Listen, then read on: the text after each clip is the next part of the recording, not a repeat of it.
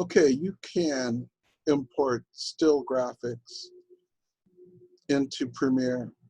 You can also import PSDs, and often I do when I'm importing from Photoshop into Premiere. I just import the PSD. So I used to be impractical, but now it works actually quite well. So I can import a PSD, and often I do this when I'm creating certain types of graphics in Photoshop. I mean, in Premiere. It's actually easier to gin up the graphic in Photoshop and then import it into Premiere. So let's look at that.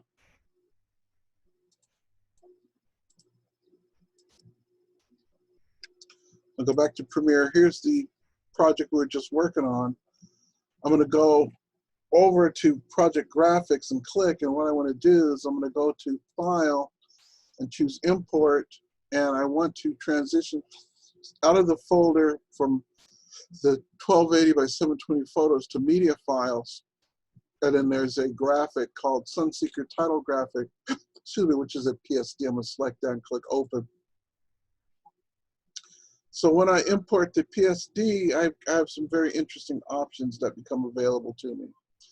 So as you can see here, it's imported to PSD, and you'll see that I have the option of importing all of the layers merged or individual layers, and I can turn those on and off. It helps if you already know what they are, or I can import them as a sequence, or I can merge them. I'm just going to merge them all. So depending on what you're doing, you have some very cool options here.